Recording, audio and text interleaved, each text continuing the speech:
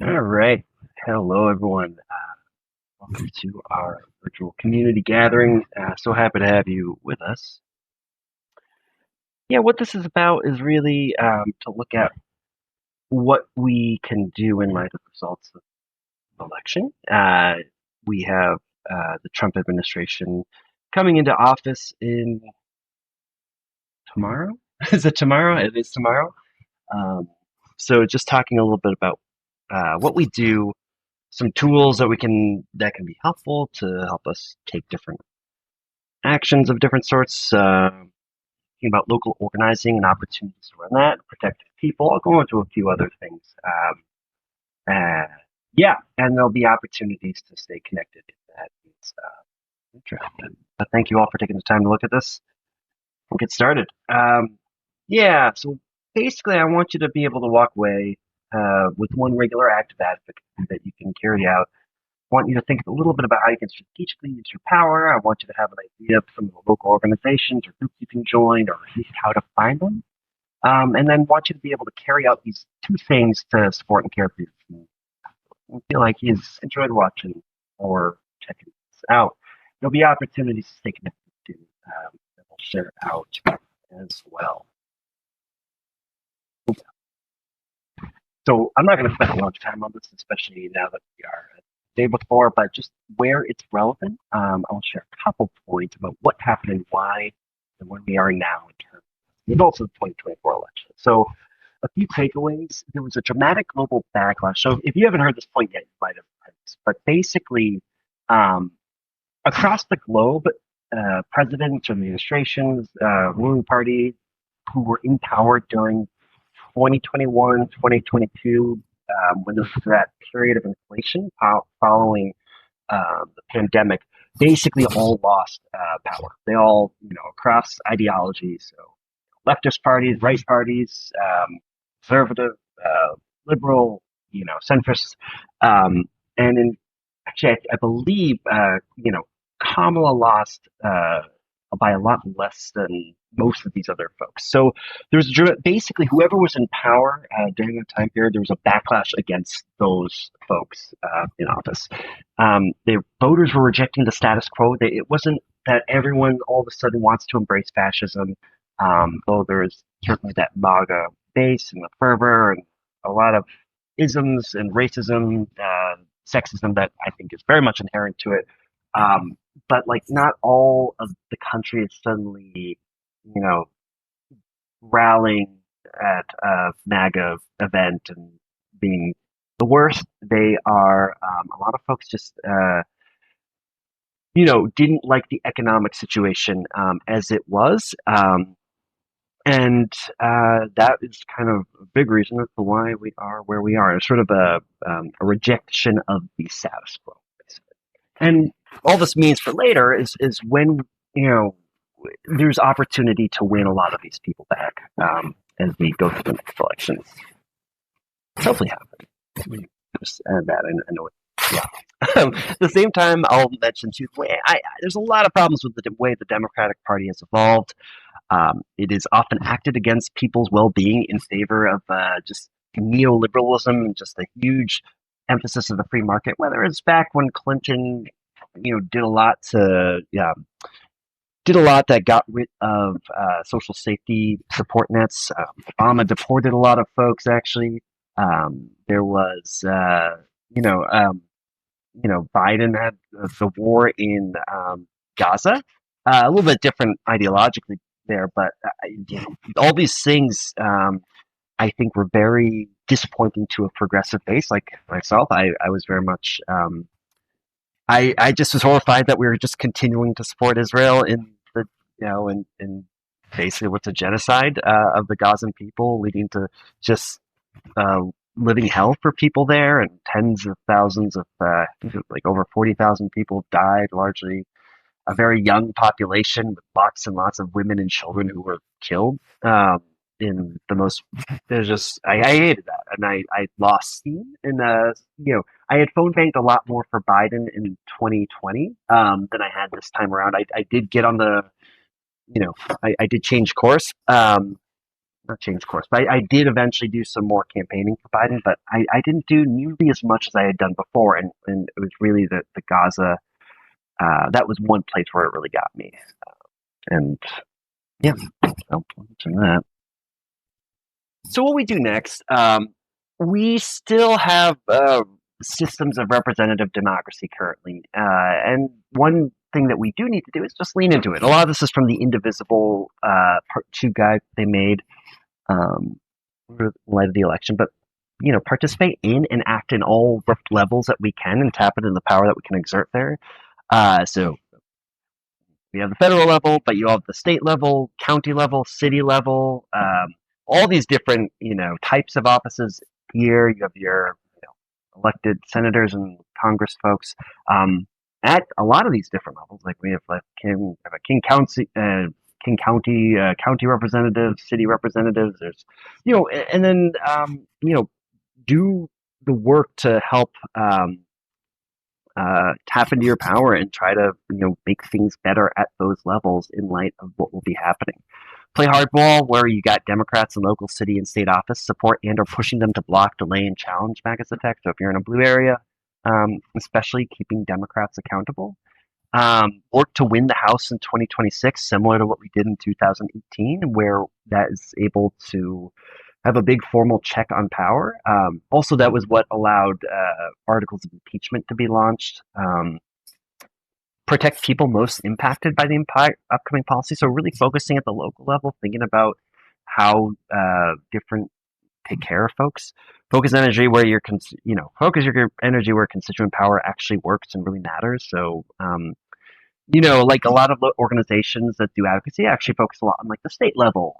That's where they can really be more impactful if they're not like massive operations that can afford, a lot of lobbyists. But the state, you can do a lot of stuff.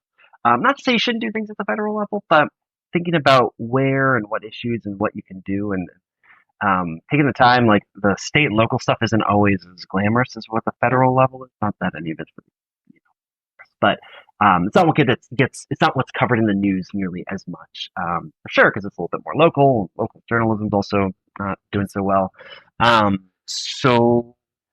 there's a really important opportunity to focus your energy there, and you can often make some really important changes that better protect people and help support your communities. And eventually we'll create federal, these are a couple last points. I won't get into them too much, but creating federal checks on MAGA's power, part of it by winning the House, and then protecting the democratic transfer of power. And sort of another framework. So these were kind of summarized from the Indivisible guide. Some other points of what we do next. So the Working Families Party and the We Are Worth Fighting For coalition kind of have 4 sort of areas to think about, like in terms of what we do next. So think about how you can protect people, harm reduction, protecting targeted people. I think this is a really important area to focus on, especially disrupt and disobey. So strategic acts to support the disobedience and protest policy that is harmful and unethical, whether it is doing things that can interrupt or make it more challenging to deport folks, whether it is protesting different federal abuses of power. Often whether it's getting our states to not participate in things that could be very, very harmful. Defending civic institutions, like PA Department, so Project 2025 has a list of certain departments and areas that they're going to get rid of. A good example I always think back to during the Trump years was, he went very hard after the post office. Post office is very important, actually, and it's, especially in rural areas, it's often getting information across. They were going after it because they didn't like mail-in voting, wanted to suppress that form of voting, I believe, and got Louis DeJoy. But people rallied around the post office, trying to, some cases use it more to help give it more funding. I called some representatives at the time to help ensure that it was protected, and a lot of like Department of Education is a lot of these departments that often don't get highlighted in terms of how important they are, but are really important. Like whenever you see something sort of in a rural area, an area that doesn't have a huge economic base, when you see new buildings and institutions, often those are coming from like Department of Agriculture grants or, Department of some federal loan that or federal funding that would not happen otherwise. And then the local communities, if they're in red areas, don't always like to acknowledge that that's where it comes from, but that's where it does. And so a lot of infrastructure, a lot of schools, fire stations, bridges, roads. I mean, that's a lot. That's like stuff that we rely on comes from federal departments. So protecting them, advocating for them, calling your reps, not letting them get just dismantled without a fight, making the cost of attacking them greater. Yeah.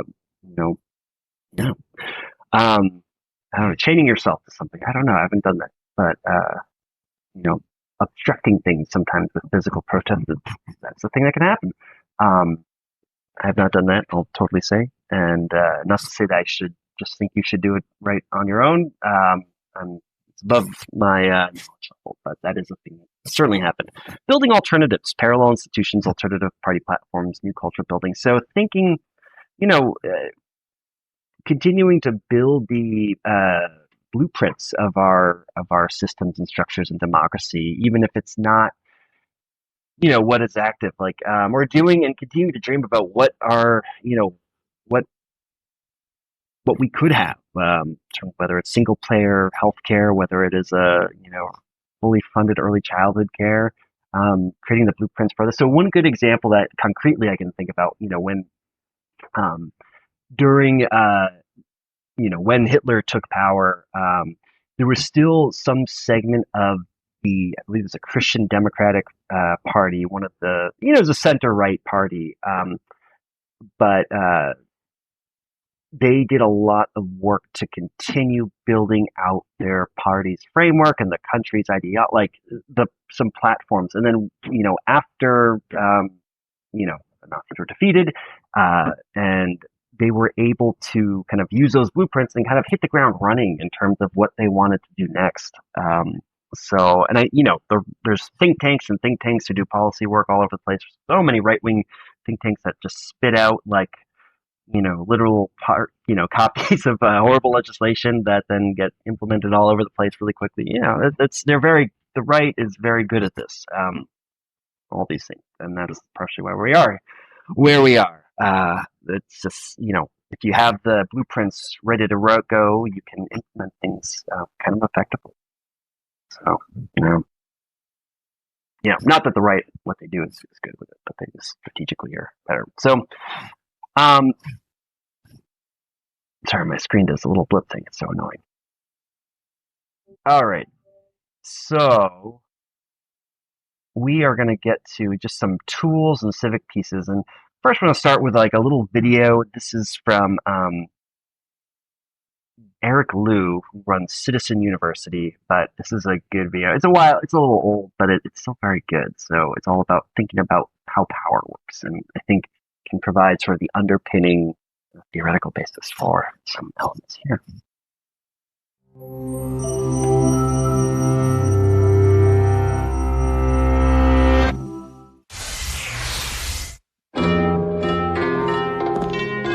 Every day of your life, you move through systems of power that other people made.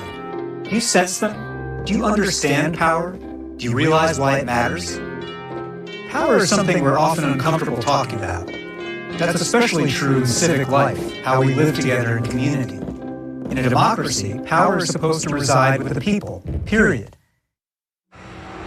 Any further talk about power, and who really has it, seems a little dirty, maybe even evil. But power is no more inherently good or evil than fire or physics. It just is. It governs how any form of government works. It determines who gets to determine the rules of the game. So learning how power operates is key to being effective, being taken seriously, and not being taken advantage of. In this lesson, we'll look at where power comes from, how it's exercised, and what you can do to become more powerful in public life. Let's start with a basic definition. Power is the ability to make others do what you would have them do. Of course, this plays out in all arenas of life, from family to the workplace to our relationships. Our focus is on the civic arena, where power means getting a community to make the choices and to take the actions that you want. There are 6 main sources of civic power. First, there's physical force and a capacity for violence. Control of the means of force, whether in the police or a militia, is power at its most primal. A second core source of power is wealth. Money creates the ability to buy results and to buy almost any other kind of power. The third form of power is state action, government. This is the use of law and bureaucracy to compel people to do or not do certain things. In a democracy, for example, we the people theoretically give government its power through elections. In a dictatorship, state power emerges from the threat of force, not the consent of the governed. The fourth type of power is social norms, or what other people think is okay. Norms don't have the centralized machinery of government. They operate in a softer way, peer-to-peer. But they can certainly make people change behavior and even change laws. Think about how norms around marriage equality today are evolving. The fifth form of power is ideas. An idea, individual liberty, say, or racial equality, can generate boundless amounts of power if it motivates enough people to change their thinking and actions. And so the sixth source of power is numbers, lots of humans.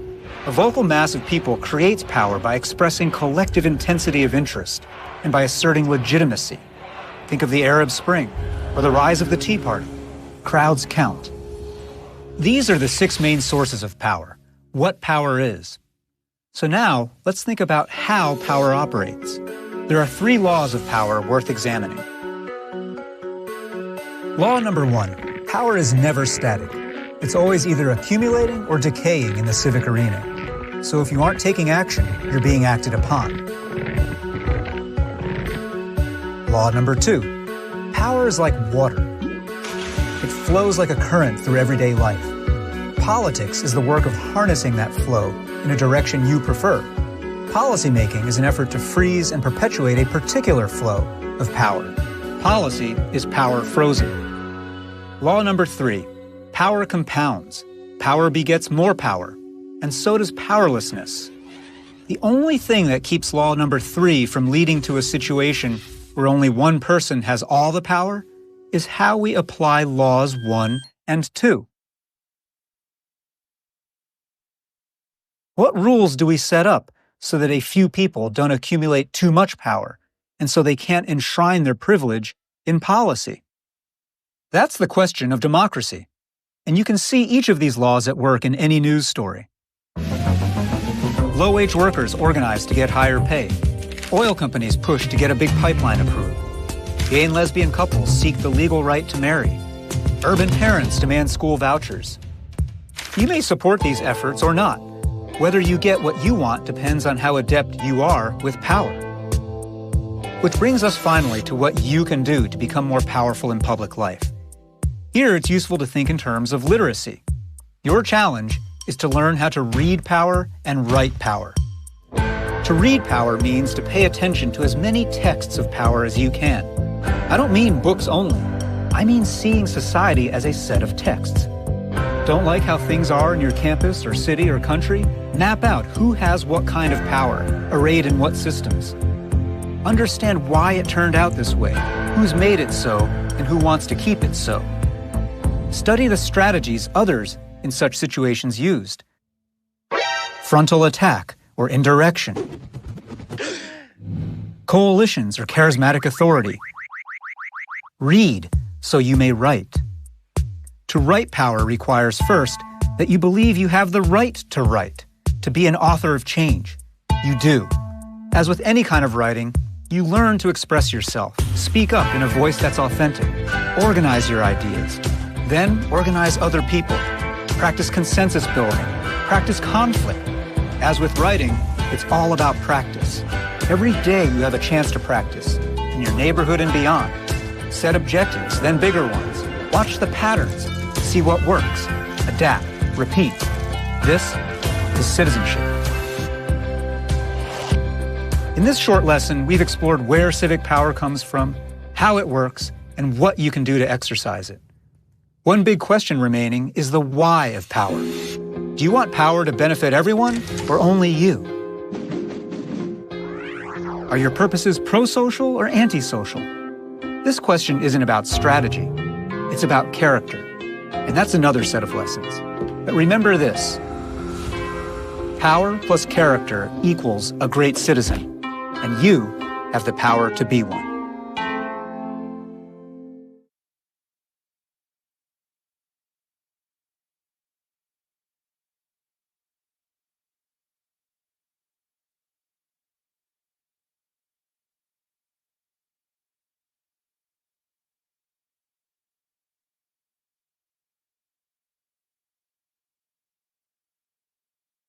Turn that back on.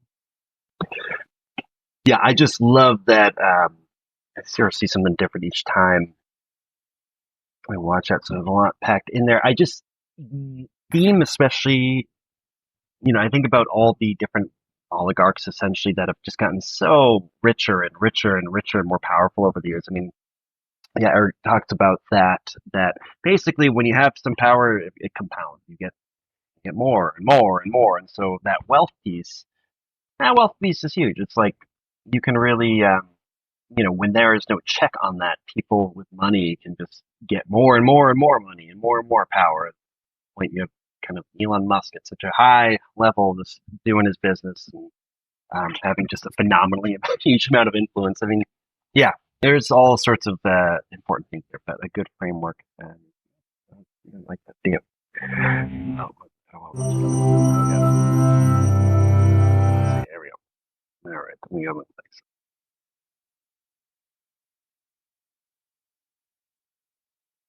All right, there we go. So we still have, with this whole idea and thinking about the civic arena, we still have formal areas where we can influence our government. Um, and one can only guess what will happen in the next course of the years, to what extent those are eroded, but we currently still have it. Members of Congress, city councilors, things we talked about, governors, they still care primarily about being elected and getting reelected. Businesses and corporations, though not democratic, are dependent on some level of brand favorability and awareness that will ultimately have some impact on their bottom line. It's not always a direct link, but it's still possible. Every day is an opportunity to influence them, and we still live in a representative democracy currently. So what are the pro-firearms? My point is this is a lot of firearms group, like a lot of pro-gun folks and right-wing are just good at this. So I have friends who are, very much gun rights folks and love guns. I'm not. But they were on basically one of them was on a first name basis with his state representative. So whenever legislation would come through our state and, that would, the more bluer state focused on gun control, they would be just completely ready to go and talking to that representative, trying to, get them to switch gears. I don't know if they, totally got it done, but the gun folks are just like, when you think nationally about why we sometimes can't get gun legislation, I think it's just the gun folks are just, one part of it at least is the gun folks are just so civically active in terms of trying to protect germs of everything, legalizing everything related to guns. And so I think that's the case with a lot of things in terms of it. So just some areas about it. When you think about, this is from the Indivisible Guide, what elected officials, what they care about are, so when you think about acting civically, the focus and what the priorities should be are, first off, you should only contact your people that you are constituent of. So elected officials care about verified constituents. So, Susan Collins in Maine, who I would sometimes call, doesn't really care about what I have to say, as I'm not a resident of Maine and will not vote or against her. They care about advocacy that requires effort. So something, not to say like a simple thing won't matter. You have to also think about the number of asks they get, but if they get a form letter for you versus a very unique letter versus a personal phone call. They care about that. And similarly with that, if they see that you're paying attention to what they do, so if you're calling them to thank them if they do something that is in alignment with what you are hoping to see, that or and vice versa. If you're calling to say, hey, I'm completely disappointed by your response to this, or your vote on this, or your lack of co-sponsorship of this bill, that also has effect. And yeah, and local press and editorials can be a big thing. Sometimes national press, the endorsement of an interest group with verified political power, you know, in their community, groups of constituents, locally famous individuals, or big individual campaign contributors can be a big thing. This is kind of separate. I had a, yeah, but anyway, I'm sorry. I won't go into that example. I don't want to reel too much, but they care about a concrete ask that entails a verifiable action. So vote for a bill, make a public statement, rather than just general ideas about the world. They don't care that much about it. And then one single timely ask in your communication, letter, email, phone call, office visit, that's better than a laundry list of all the things you're concerned about. I think sometimes there's some wiggle room there a little bit, but generally speaking, one thing, one ask at a time, which you can do on a daily basis. You can do, one call a day. I try to, when I'm doing a better job of things, try to, call my reps every day. I mean, it only takes like, 5 minutes. Good. Good. Yeah. So here are just a lot of tools, and we're going to go into two of them, but 5 calls, I'm going to go into, and resist bot, I'm going to show a little bit more. I think those are just really good bread and butter tools to use. Other things I've kind of used around or played around with, or these are more strategic elements, but the change.org, you've probably signed your change.org positions before, but if you've ever haven't done so and you have something, you can try creating your own petition, because what it does is, and I'll have a little bit more on this, I think, in a later slide, but everyone who signs your petition, you can kind of email through the change.org platform. So if you're trying to move on a specific issue and get traction, all of a sudden, you get all the people who sign and press the button. And that's not a big deal itself, but you can also email all of them and say, hey, we're going to do this tweet storm and you have tens of thousands of people or hundreds of thousands of people that an email will go out to, and they can do a tweet, or they can do hey, we're going to, here's a script for calling your representative about this thing, or, hey, like, I'm really opposed to the Lake and Riley bill. I'm going to do it, please vote no on this. 100,000 people emailing their representatives about that. That's pretty powerful. And I basically, if the organization change.org, and I think similar petition organizations, if they like your petition, they'll send it around. So, they want you to promote it yourself. But I've done petitions that have gotten like 40,000 signatures, and then one got like 110. I think I did too. I wouldn't get, that was, without any investment financially really on my end, I was able to get that, get that reach for those two issues that I cared about. I'll show you the example. I will show you the example a little bit later. I wouldn't have gotten that reach any way, shape, or form, and I could email those people and say, from that through the change.org platform, and try to encourage them to take action. And then, 1,000 people would. That was way more than I could get anywhere else.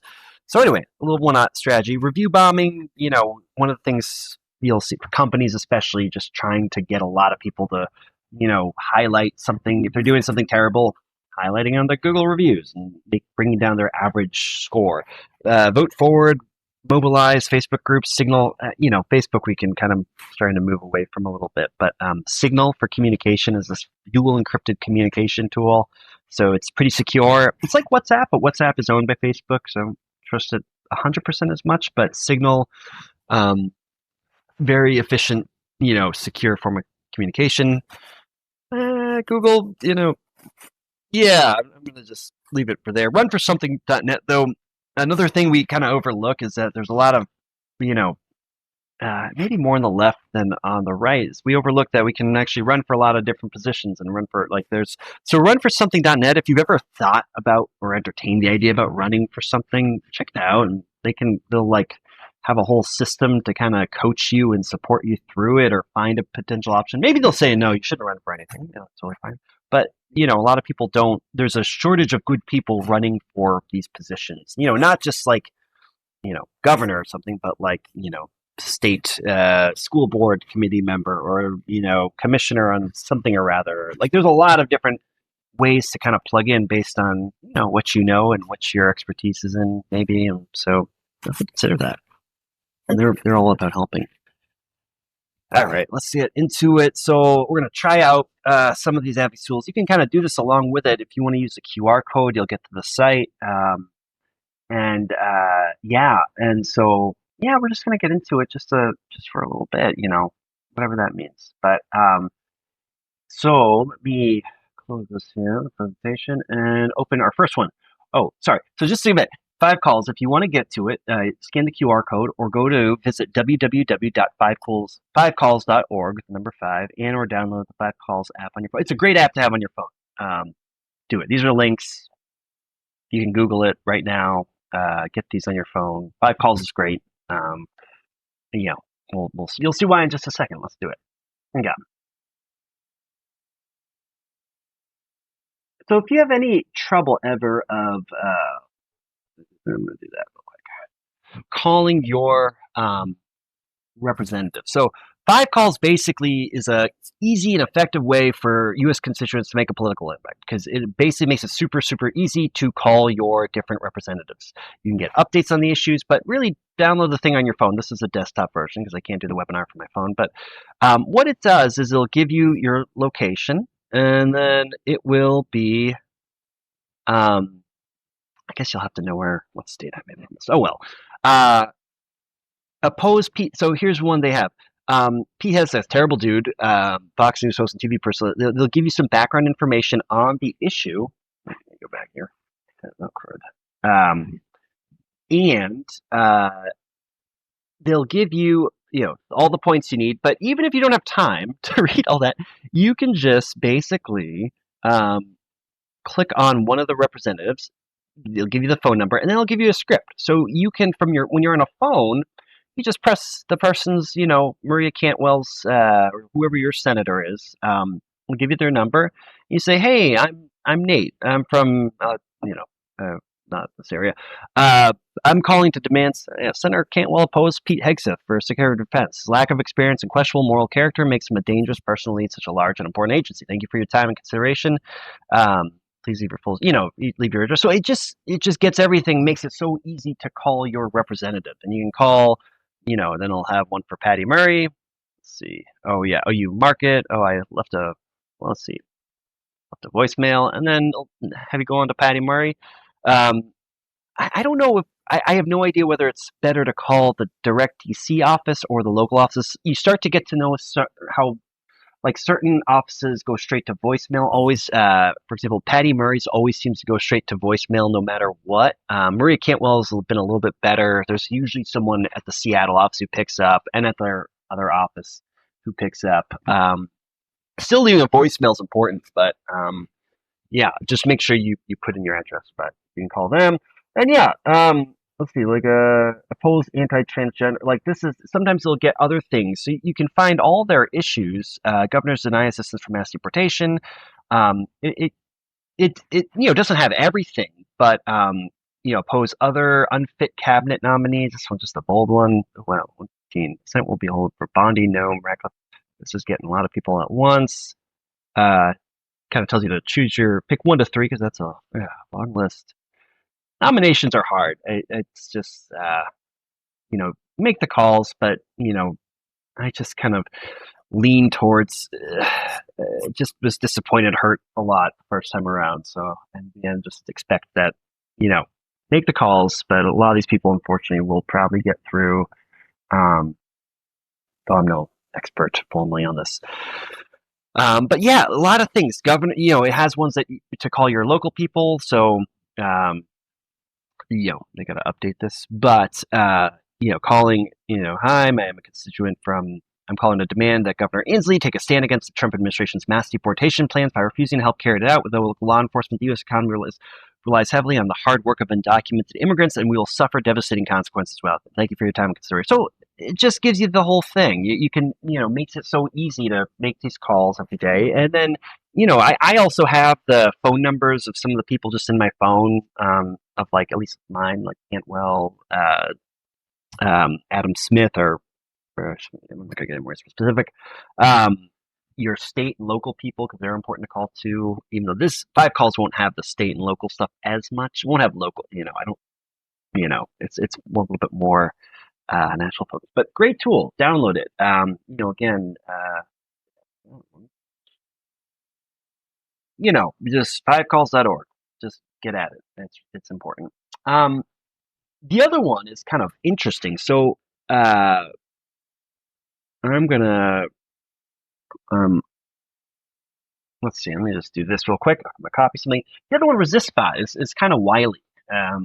It's especially if you don't love phone calls. Let me see where to go. Here we go.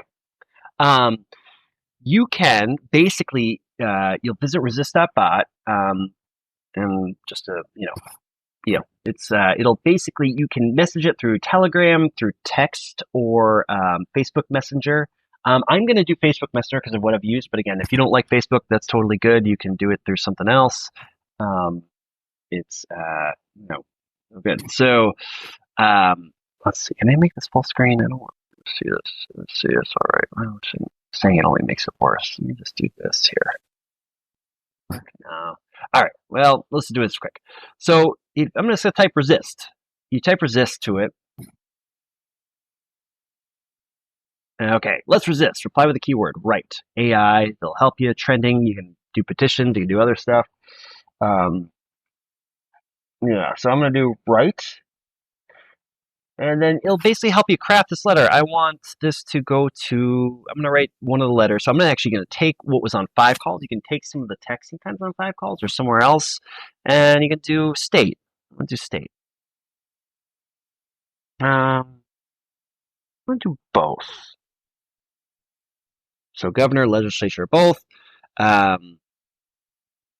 And then do include opening, closing, your name. So you don't have to do an opening. You don't have to do a closing. The bot thing will do it. I'm gonna paste what was on 5calls. I don't need this. I'm gonna show you this too.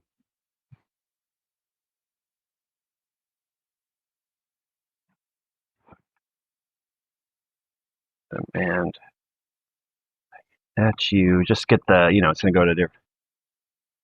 For implementing my reason help carry it out with local law, the U.S. government. Okay, thank you for your. And I'm gonna get rid of that. A lot of closing for your time. Actually, I'll keep that. And then, so I got this. I sometimes write a little bit something different always too, but I'll just get a change. We'll send that.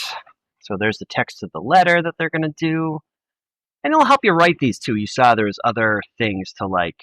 AI can write it instead, and some other things. So. Oh yeah, and sorry, I gotta press done.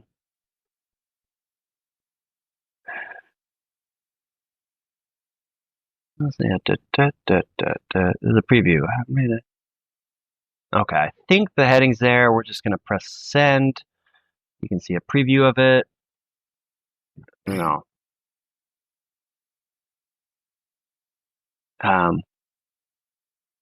Subject line. Yes.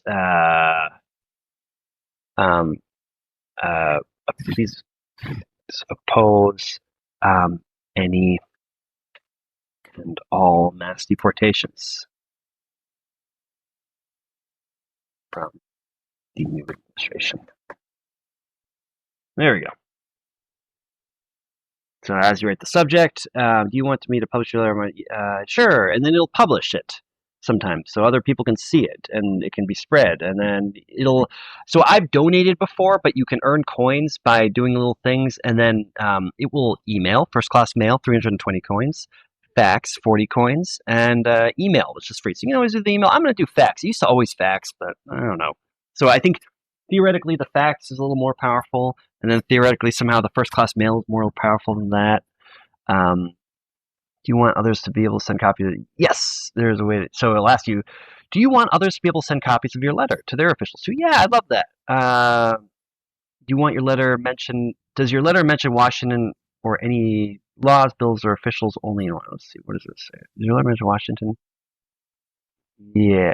Let's actually go see. Okay, you all know I'm from Washington. No, it doesn't actually. So it could be kind of more, I think it's asking more generally available. Okay. Tell your friends to sign petition That's great. If you need to make changes, edit PFD. And then, so you have this thing you can share around. I don't know how often these get shared, but you could please oppose any opposition and all mess. And when people sign it, I think it goes to their person, and then you can text invite. Sometimes I share these.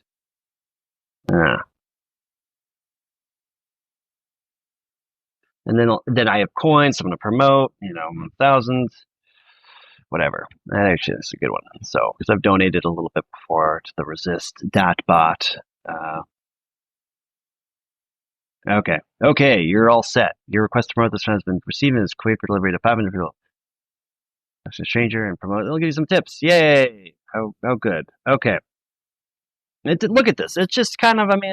This is cool technology that just can do a lot of great stuff. Yeah. Here we go. So another great tool. I'm gonna get off the screen. Yeah. So take advantage of these tools. They make it pretty easy.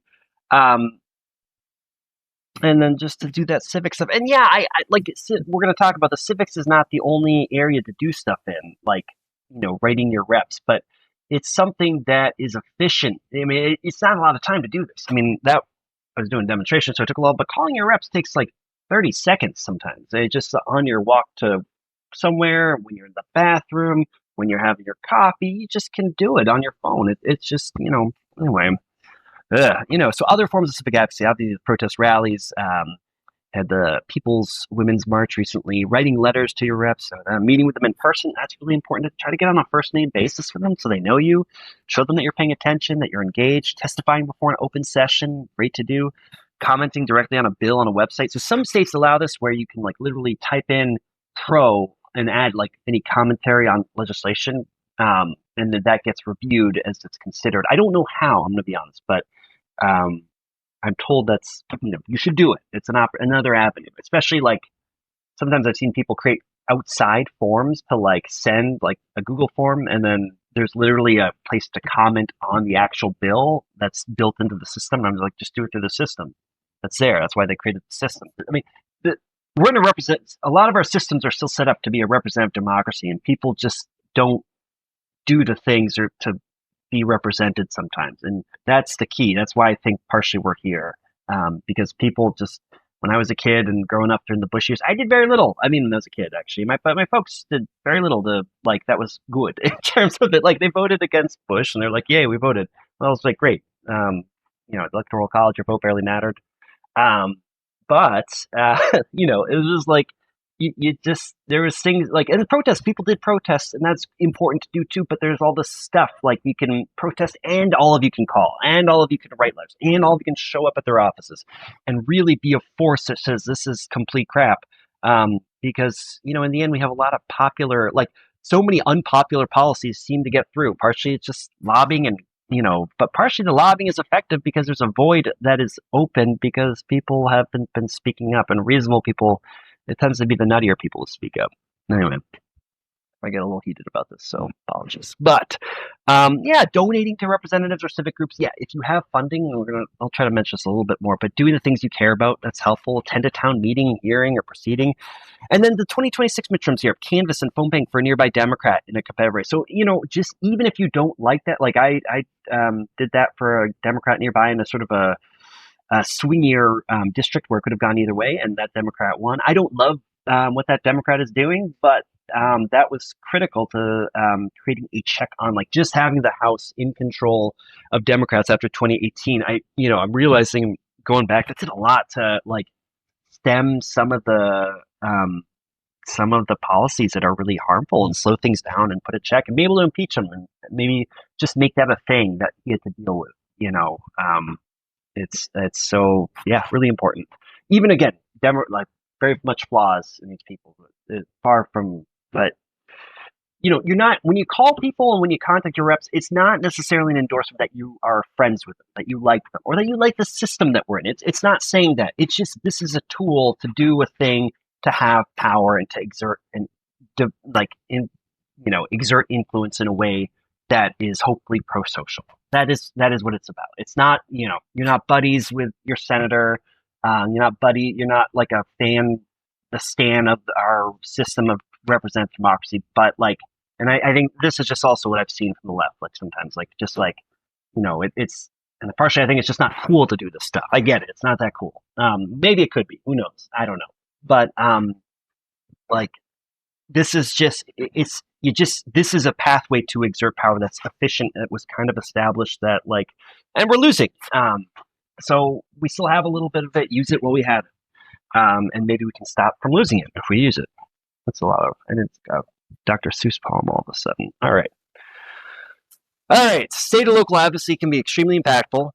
So that local stuff. So even though five calls is a little bit more at the federal level, you can often find organizations that operate more at the state level or local level, and they'll tell you to do stuff. They'll email you things, and you can do it. Or you can just you'll start to get the muscles for this to we have a new, I'm from Washington. Okay, so I already started calling Bobby Ferguson just because I don't like that he wants to do a budget cut instead of doing tax increases. We have Washington has actually one of the most regressive tax systems in the country. Partially we have no income tax. Ferguson doesn't want, Ferguson wants, we have a budget shortfall. Ferguson wants to do cuts to programs versus raising taxes. When, again, our tax burden's pretty minimal comparatively. And again, it largely we don't have an income tax. The wealthiest people who are here don't have that tax revenue. They're often not paying their share of what I believe they absolutely should be paying in terms of taxes. That's why we have some of the richest people in the world who love living here, because they don't have their taxes. Billy Gates. Many reps would be very glad to hear from you. Contact the design we talked about that. I went on my rant there. You're not their friend, but it's quick to contact. Like that's why it's not like, even if you don't think this is the most effective thing to it, you've spent, you can do it while you're on the bathroom. It's not going to ruin your day. And sometimes for certain issues, it can have a surprisingly large impact. So I was at one of my class that I was taking. Someone came in from an arts sort of advocacy organization in the state, and he asked us all okay, they put out the CARES Act. The CARES Act did not have funding for nonprofits. So we got people to call our representative and try to get that funding for nonprofits as well into the CARES Act. I believe it's millions. And he asked us, how many calls do you think it took to get Representative Adam Smith to kind of take some action and notice on this level of funding? And everyone was like 300, 200, and then he was just like, it took like 15 calls was all it took for Representative Adam Smith to contact us back and like, okay, how can we help get funding for nonprofits and art organizations in the CARES Act? And that's kind of maybe a little bit more niche, but and it is absolutely the case. When you're calling about an issue that the representative already is good at or agrees with, I think they're more responsive. Whereas if they don't care about the thing at all, then they're not as I actually used to call Susan Collins a lot just because I was in Maine once and thought, why not? It doesn't take long. Again, not what Indivisible would say to do, but they never asked me my zip code when I called. And, Susan Collins was was one of the few senators, Republicans, who would swing on the issues. And so I'd call her. And when I did call about the post office at one time, that's why I always bring up that example. They were pumped to talk to me about the post office, and they're like, "We'll put you on with our policy person." So our policy person who focuses on the post office. Okay, and I was like, "Sure, I'd be glad to talk to your policy person who's thinking about the post office." They were really worried that post offices are really important in rural states. So they were when the post office was threatened. Susan Collins was ready to rumble about that because the post office is really important in Maine, which gets pretty rural. So. So moral of the story, you can call Susan Collins, but in Maine, and one of the few swing voters. But and maybe they won't ask you your zip code, and phone numbers these days. They might pay attention more to a phone number, but I think everyone knows that you could have a cell phone from another state and move into your phone number, zip code, and those. Anyway, I'm rambling. yeah, get others to join you. Send a 5 calls link. I send it to my friends. A lot of them ignore it. Maybe 1 or 2 people. Now that I know more people like yourselves, have a Signal group, which I'll share more. Some people will do things. My family does nothing. I cry a little bit, but I've worked through that. Often the groups you join will be asking you to do this. So when you work, which is what we'll talk about next, when you work with other groups, it often things they'll send out, like Seattle Indivisible. Great. They'll send out daily actions, not daily, but like regular actions, like do this, do this, do that. And a lot of it will involve calling or signing in to write a thing and doing this. And, they're getting a lot of people to do the stuff. It's important. Working as a group. We'll talk about that next. So keep the outcome in mind, I would say, with a lot of your advocacy work. And I think the left sometimes gets, I don't know. I think everyone, I won't blame the left. But everyone's what's an example? Don't do a thing because it's try to think about how you can actually make something better, and not just do a thing because it's, try to do the right things, but also try to think about how you can change the structure of the issue so it's good. So I'll just give you an example. Recycling. Recycling, you should do recycling. You should. But a lot of plastics you can't actually recycle. And so in Washington, say where I'm from, they have a very advanced system where they can recycle some of the plastics. Okay, that's cool. But really, in reality, what needs to change is the plastic industry for decades now has wanted the onus on recycling plastic to they wanted the issue of how we dispose of plastic to be on the consumers, not on them. Really what needs to happen is we need to change the materials that we use for making stuff and lower the amount of plastic we use probably in some way, change to a different material, which sometimes happens, get rid of the single-use plastics, maybe go to a different, there's structural things. These are huge things. So you should recycle, but there's no people don't have any thought to there's very little work sometimes from the people who want to recycle and really care about issues of plastic waste, which is it sucks. Is whole islands of plastic in the ocean. It's plastic is in everyone's bloodstream now and their cells and leads to lowered health outcomes. They always every new baby that's born, they often find little things of plastic, and plastic is just everywhere. Microplastics, when it breaks down, it's terrible. But the larger, dealing with, it's a larger structural issue that needs to, and the companies that are perpetuating it want you to ignore that. And they want you to just focus on your part and reducing your plastic waste. So the most famous environmental commercial that I think people know about is a picture of somebody driving by in a truck and they just litter and they throw something out of their truck. And then you see a Native American start crying and tearing up just because of the litter, and looks around and there's all this trash. One of a very classic environmental commercial that was actually made by the plastic. Then they had the message, we all need to do our part to reduce plastic waste. That commercial was actually paid for and done by a plastic lobbying group or company. Again, they want the onus of recycling plastics to feel like it's our fault, when really they're the ones just pumping it out, and trying to resist and lobby against any changes that would make it so they have to do different things, or use different materials, or not do as much, or have to clean up more, or have to, help fix this thing. And no matter what you do, you cannot get enough people to, recycle plastic that you would make a meaningful dent in the plastic problem at large. So that's an example. When you think about the plastic, you should be thinking about how to lobby and change the structures and the policies so that the plastic industry just can't create as much plastic that just gets, that will end up probably in a landfill, or it has to be more recyclable. I don't know, but it has to be a larger thing than just you recycling and getting all your friends recycling and kind of obsessing over how you recycle plastic. Sorry, this is another, clearly there's some history with this one. Progress can take a great deal of time. Just so think about I hear from activists, so don't get discouraged when stuff doesn't happen with larger issues. Sometimes you're planting the seeds that our future generations will carry throughout or see. And it takes a long time sometimes. So just even if, look at the little things that you can do and do what you can, even if it doesn't change immediately. These are large things, and it needs, large scale efforts and long-term efforts.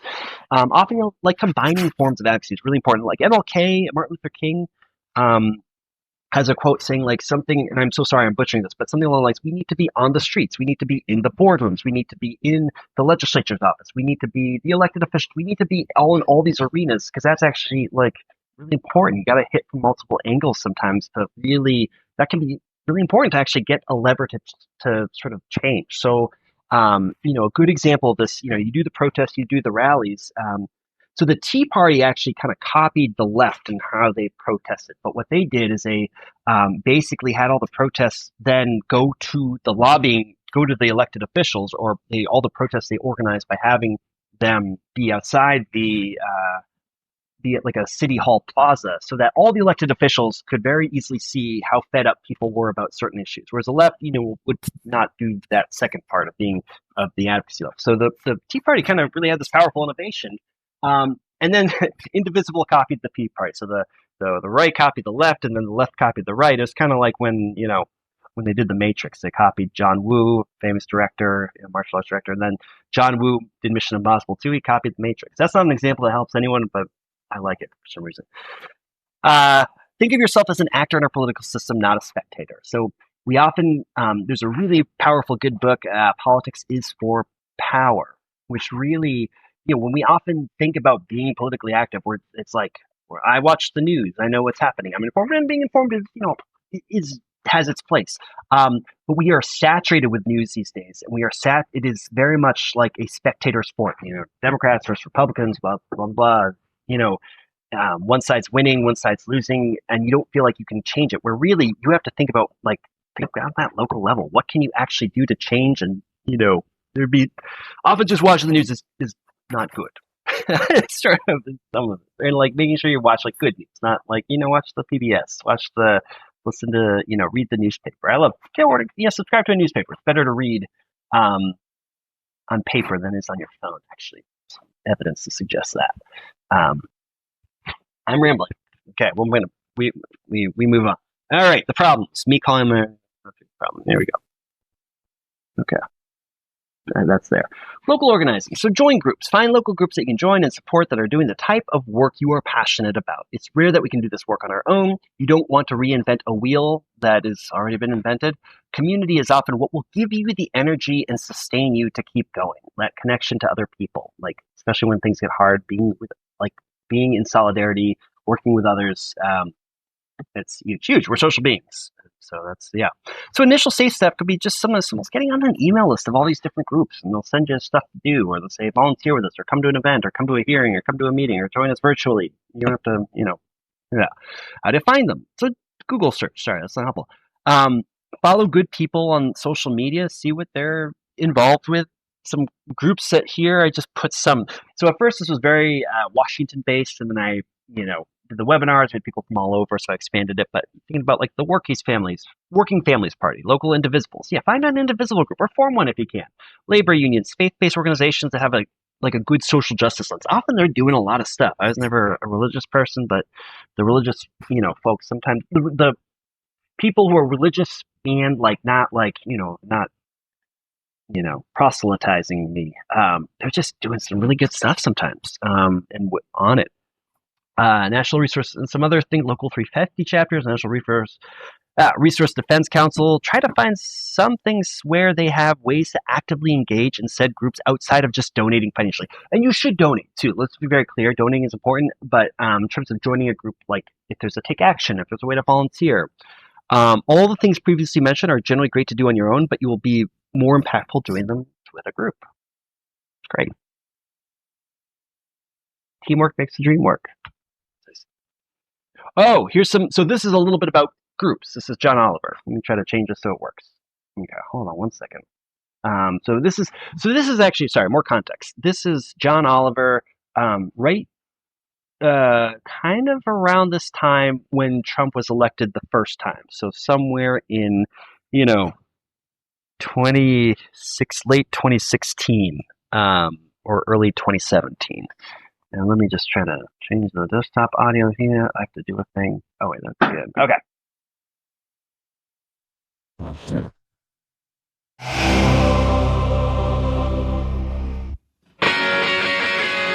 Detective Ted Cruz just calling to remind you to vote for a man who insulted my wife and said my dad helped kill JFK. Anyway, life has no meaning in 2 years, but that is still below the barest minimum of what is going to be needed, because for the last 8 years, we've had a president we could assume would generally stand up for the rights of all Americans, but that is going to change now. So we're going to have to actively stand up for one another, and it can't be just sounding off on the internet or sharing think pieces or videos like this one that echo around your bubble. I'm talking about actual sacrifice to support people who are now under threat. So, if you can afford the time or money, support organisations that are going to need help under a Trump administration. For instance, if you're concerned about women's health, donate to Planned Parenthood or the Centre for Reproductive Rights. If you don't believe man-made global warming is a silly issue, donate to the National Resources Defence Council. If you don't think refugees are a terrorist army in disguise, donate to the International Refugee Assistance Project. Oh, and also, given these guys' track record, I would also recommend donations to the NAACP Legal Defence Fund, the Trevor Project for LGBTQ Youth, and the Mexican American Legal Defence and Educational Fund. Because that last one would be perfect if your compassion for Latinos, those of you all say, I don't know, occasionally eating a fucking taco bowl. And do check the box for recurring donations if you can, because this is not a short-term problem.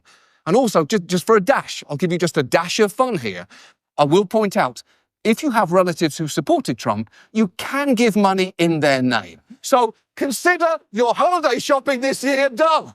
Happy holidays, Nana. The Trevor Project thanks you. And there's one more thing that I would single out for help here, and that is the press. Because as we've seen, Trump is a masterful denier of both reality and responsibility. He's a man who would kick you in the nuts and then tell you that your penis did it. So the press is going to face challenges, not just because Trump's chief strategist is Steve Bannon of Breitbart News, but also because of yet another promise that Trump made. If I become president, oh, do they have problems? They're going to have such problems. I'm going to open up our libel laws so when they write purposely negative and horrible and false articles, we can sue them and win lots of money. We're going to open up those libel laws. Okay. Well, first, there is no federal libel law for Trump to open up. And as many supposed recipients of Trump's charitable gifts might tell you, you can't open something up if it doesn't exist. But that attitude of punishing the press is genuinely worrisome now that he is going to be president. So instead of sharing partisan memes you found on republicgoofs.redneck and democrappy.cuck, you need to support actual journalism by buying a subscription to outlets like The Times or The Post or your local newspaper, or donating to groups like ProPublica, a non-profit which does great investigative journalism. The point is, if we don't get actively involved to at least mitigate Trump's damage, things will not be okay. And yes, the sun will rise each day, but the continuing rotation of the earth should not be your baseline expectation of American society.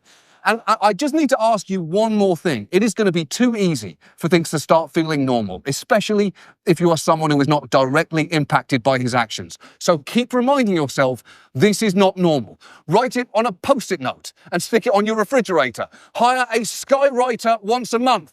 Tattoo it on your arse. Because a Klan-backed misogynist internet troll is going to be delivering the next State of the Union address. And that is not normal, it is fucked up.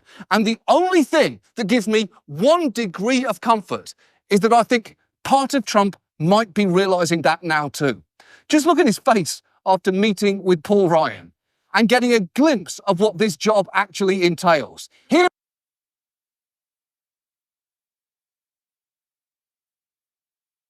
So yeah, the I still very much relevant. All the organizations they mentioned there. John Oliver focused a little bit on more of the donating, which is super important. And if you can donate, if you are in a position where you're able to financially contribute to organizations or to mutual aid, and that goes to people who are very very much in need, please do that too. But then the donation part and the support part. So these are Washington-based for mostly, but like these are great organizations if you're a Washington, in and around the Western Washington well, I guess it's kind of obvious. Anyway, um, and then importantly, let's see. I'm going to try this one second. I have the spreadsheet that I will be, is going to be, it's linked in the comments. There's a Google folder that has the spreadsheet. So these are a lot of other organizations where I've just kind of tried to put some different things here. Gender Justice League. Some of them are local. Some of them are national. But they all have like a taking action page, and I tried to link to that where you can kind of take action on important rights or do something to volunteer or kind of get involved with something. So whether it's abortion or immigrant rights, here's a little focus area, the URL, and then local nationals. And similarly, all the tools I've shared, I have links to here, so you can get those to them. And then I put some further articles, like the video we saw, and I'll try to add to this every so often. These sections aren't so well developed, but these three are, solid enough that, yeah. So, Stop the Money, 350, ProPublica,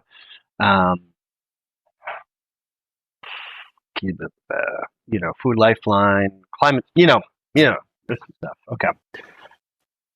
Get back to the. Yeah, so that's it. Join the groups, see what groups are out there. I often like to be. I'm sort of guilty of this. I'll often act like a sort of on my own a lot. My spouse is like, "Well, there's other people doing what you're doing, probably." I was like, "Well, maybe." And then she's like, "Well, maybe you should join them, not be on your own." So it's good to join the groups. Yeah, enough said. Protecting people. So how can you think more, a little bit for yourself? How can you start to connect more with those around you and be in community with your immediate community? Could have phrased that better. But like how can you connect more with others around you during this time? And we'll talk more about why that's important to you, but take a moment. Okay. Sorry. So a few ideas. Find a reason to go, so you want to build community during this time, I think, for a few reasons. Generally speaking, maybe I should start from there. But you want to, a big thing that you have a lot of power over potentially is to support others around you and support those who might be affected by stuff directly or indirectly and kind of stay in a safe place. And if you are the one who is vulnerable in some way, shape, or form, having someone, having a neighbor, someone who lived nearby you, check on you or support or donate something or help share something or offer is really helpful. So this is kind of, especially as we've gone through all these crises in our lifetimes, someone at my age, like the pandemic, these were things that were helpful. So a few ideas to help build some of that community. Find a reason to go door to door with your neighbors, signing a petition or joining a thing or saying hello or have you seen my cat? Where's, I don't know. I sometimes struggle with that, to be perfectly honest. But or just say, hey, just checking in, seeing how you're doing. Or have baked goods. Maybe that's why people bake sometimes for neighbors. So they have a reason to, offer baked goods or produce that they grew. Create a neighborhood block listserv or WhatsApp group. Have excuses to be outside. Organize a block party. Block parties are great. Fun things. Try to find common things you and your neighbors care about that can be beneficial. Lean in with adorable pets or kids. Often those, kind of like our kiddo write nice, holiday cards to our neighbor. Lean in. Actively push yourself to connect with your neighbors that hold a range of different identities too, across language, across socioeconomic status. And this is, you've seen this poster around somewhere, but has more, turn off your TV, leave your house, know your neighbors, hire your young people to do odd jobs, ask a question, take back the night, turn up the music, turn down the music, listen before you react to anger, mediate a conflict, garden together, community gardens, great, great thing. And then think about how to be helpful. So, being able to, the idea with this is, again, we might not, especially at the federal level, we can't stop all these bad things from happening. Probably that's just the reality of it. With a Republican-controlled House, Senate, all Supreme Court the way it is, um, some of these things are just going to happen. But we do have a lot of power to take care of like folks in our immediate surroundings. So um, often, how do we learn some basics in crisis response training? These are some ways you can be helpful, but like active listening, paraphrase validation, helping people just emotionally get through some of the stuff. I know your rights training, so if you are able, so in Washington, there's a Washington Immigrant Solidarity Network, which offers trainings and like helps deploy people to at least record like the movements of ICE, the immigrations and custom enforcement agents, who if they are going around and being really active, and they try to help spread the knowledge to people about how to what are their rights if an ICE agent comes to the door. Bystander intervention trainings. This was big during the period of it was kind of relevant like during the pandemic, when there was just a lot of racism and violence against the Asian community, and Trump that kind of exacerbated it during the coronavirus. I'm not even going to go into, but there was groups offering this training which was good, on ways to safely kind of intervene if people are being harassed in the street or being accosted, or first aid, CPR, that is always good. Being able to understand some basics of navigating like benefit systems or social services in your area, being willing to share expertise, doing mutual aid or finding groups who do mutual aid, mutual aid is like, communities coming together. Sometimes it's a Google sheet, saying, I have this, I can do this, or, you're doing grocery runs, you're getting groceries or delivering the groceries to people who might be, very much in need of that at the moment, especially with increased stressors, or let's say, think about like, if like, folks are undocumented and they're really threatened, and it's just a little dangerous to go out and do your business. That kind of thing would be extremely helpful. Especially, or if they can't work, someone can't work anymore because of something along. You can these scenarios where it's really needed. So you can find, this is a link to find the mutual aid groups, and it is on that spreadsheet. Volunteer non-politically, like that often that's how you also connect with community members. Volunteermatch.com is a great resource. If you're in Seattle or the surrounding area, there's an organization like Healthier Here where you can kind of refer people to all these like resources, and they'll get connected with a case manager. Really good. And so just to, all the tools are there that I mentioned. And similarly, let me show this now. So a few things here on this site. There is this link, ways to connect in your area. Let's see if this is what happens when I open this. Oh, it worked. This is from Democracy Action, the Working Families Party. They everyone who did these kind of webinars, or community gatherings, if they created a Signal group or a other group, that this is posted here, and you can join this group. You don't need to edit this, don't do that, but you can still go to, if you are in NYC, so you can find the place where you live and join this group, basically. So I don't want to get anyone in trouble. With that. Okay. So that's a resource there. And then if you're in my area, I have a group similarly. If you're in like Seattle-ish or just want to stay in touch with me, I have a, open. You can join Signal. Yeah, great tool. Let's see what it looks like. Oh, you can't see it. That's all right. Yeah, that's all right. Okay. I'm already in this. So it's anyway, let's neither here nor there. Let's get back to the business. Okay. But there's a way to stay in touch. So leadership, do these things. These are important. Again, like it's kind of started. We started at like the federal level, and it's do the federal stuff too. Because sometimes we could get a win, or we at least show that we're not, in support to these things. Like we just are going down without a fight. That's important too, morally, or just feeling like you're doing something is better than not. But again, it's better to just take the time to call your folks because that's important. Take the time to join organizations that are doing the work. That's important. But figuring out how to act at the state level and the local level, very, very important because you can make those where you can have a lot of impact. And then this thing, like learning how to, figuring out ways to take care of people in and around you and being with them, very important too. And do this, also I'll say too, do these things like, I'm sort of coming to the lens at being in a Democratic leaning area, heavily, blue area, even if you're in a red area and if it's safe to do so, obviously, take care of yourself.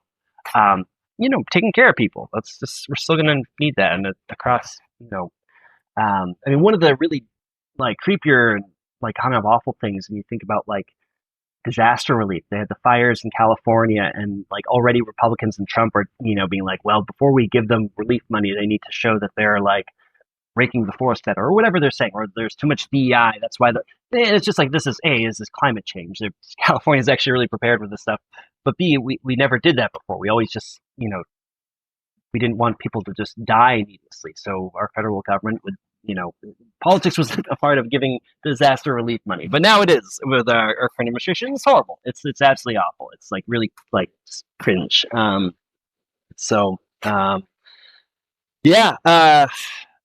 so don't do that. All I'm saying, like help people regardless of identity. And this is another thing I didn't talk about this, but you always have to find ways to bring people back, bring people, to our side when the next election comes around, so that we can get a better outcome. We have to get people in, and there's a lot of people who aren't, lighting a torch and going to a MAGA rally that did vote for Trump that could be switched back to someone else and could vote Democrat in the congressional 2026 election for Congress, kind of a thing. But we gotta be, not as divided as we always think we are. So that's there's a piece about that I didn't talk about. So this is the last piece I like to this is from the book On Tyranny by Timothy Snyder. Lessons, and he takes all these lessons from folks who navigated or had to survive in authoritarian systems through the 20th century, and he puts them into these 20 sort of lessons and tools. So, do not obey in advance, defend institutions, beware of the one-party state, take responsibility for the face of the world. Like, think about like the symbols and the terms we use. Like, there's a lot of like war on terror, like how that was used, and everyone, a lot of people terrorists who aren't, what does that actually mean? The implications of that. Remember, professional ethics involved in institutions. Be wary of paramilitaries. Be reflective if you must be armed. Stand out. Be kind to our language. Believe in truth. Investigate. Make eye contact and small talk. Practice corporeal politics. So that means like being in physical space with other people at like a gathering. Like that's important. Establish a private life. Contribute to good causes. Learn from peers in other countries. Listen for dangerous words. Be calm when the unthinkable arrives. Be a patriot. Be as courageous as you can. That's all I have. I want to say too, a lot of this stuff, there's privilege involved in doing some, like a lot of you, the economics are the way they are, you might be having to work like 2-3 jobs to keep a roof out of your head because, you have such a great system for everything right now. But, so a lot of the stuff, obviously there's some time involved. Some of the things like calling your reps are pretty quick. I just want to acknowledge, like I said, to do all these things and like, it might not be doing all those things might not be feasible based on there's some time it takes, which is also one of the reasons why I think there's less people are saying, why aren't you civically engaged like the hippies were in the 70s or 60s or whatever. And it's like, well, there's more, kind of just surviving in life is a lot harder now than it was back then too, is also a pretty strong case for that. So people have to work more and are way more in debt. So yeah, that's a thing. But yeah, I just thank you for taking the time to listen, watch us. There is a link if you want to stay in touch with me. I'm going to put the link to the Signal group that you can join. It's very there. That'll be somewhere. But I just please take care of yourself, and during this time, please, and I'm just please do what you can to take care of other people if you have the bandwidth to do it, and we can. I don't know what's going to happen. Nobody, for sure knows. And, guy says he'll do certain things. We don't know exactly always what he can do or what he'll be able to follow through on or what, other things he's going to do that he's not saying. There's no known for known, unknown.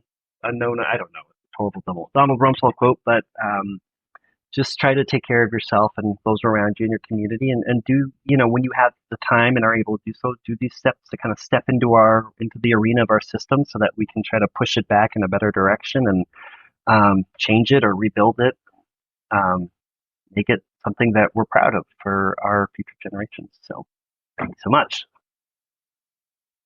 Free audio post-production by alphonic.com.